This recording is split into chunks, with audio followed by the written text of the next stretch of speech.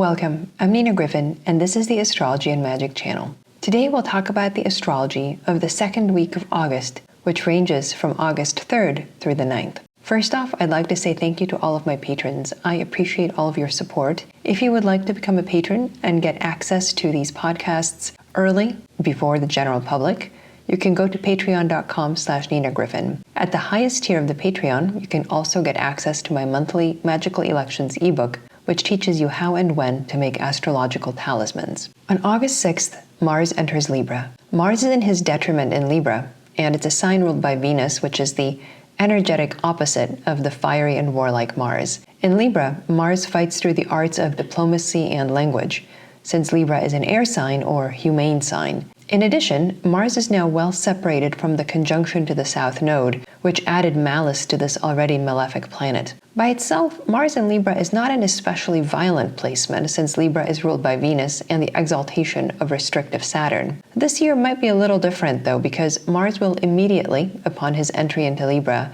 oppose Saturn and activate the Saturn, Uranus, Neptune, Pluto configuration. Since Mars is a superior planet, and the first superior planet to aspect these four more superior planets, I would expect August to be filled with major world-changing news from all over, such as Russia and China. August 8th, Mars at first Libra will oppose Saturn retrograde in Aries. This aspect occurs every 2 years unless Mars is retrograde. I noted that the last time this aspect happened in Aries and Libra was in April 2011, with Mars in Aries and Saturn in Libra, and this preceded a historically huge tornado super outbreak that was extremely destructive and deadly. I wonder if we're going to get a strong start to the hurricane season in the Atlantic, but also other areas where storms are likely to start this time of year. In the world of people, we could see conflicts begin, and we might get news of famous elderly people's deaths. Saturn in Aries could represent warlike older people, specifically. Note that Saturn is retrograde in this opposition, which suggests that Mars has the upper hand in the confrontation. The fascinating thing is that since 2003, every time Saturn and Mars were in opposition,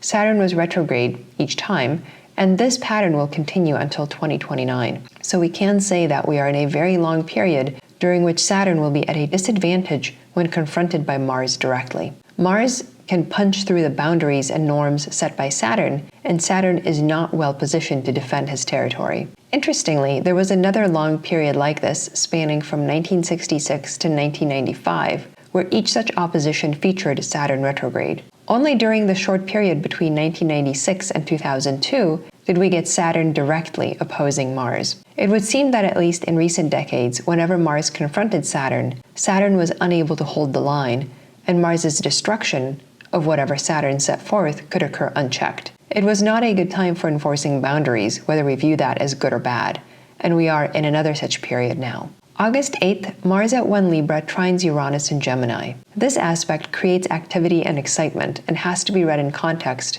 with Mars opposing Saturn and Neptune, the latter of which is August 9th. August 8th, Mercury at 4 Leo has his morning rise. Mercury emerges from the sun's beams now, just before he turns direct next week. This is Mercury as king walking in front of the king, since Mercury rises ahead of the sun. This suggests a glorious announcement of some kind, a regal appearance or edict. Remember that a planet emerging from the beams is called a planet in phases, which means an appearance. So Mercury in the royal sign of Leo suggests some kind of royal announcement or truth coming to light that has been hidden these past few weeks. August 9th, Mars at 1 Libra opposes Neptune in Aries. This aspect adds a bit of confusion or perhaps even mass tragedy to Mars, since Neptune does everything on a grand scale, like the vast ocean which he rules. Again, this has to be read in context of Neptune's aspects to Saturn, Uranus, and Pluto. August 9th is a full moon at 17 Aquarius. This full moon's ruler is Saturn in Aries, conjoining Neptune and opposing Mars in Libra,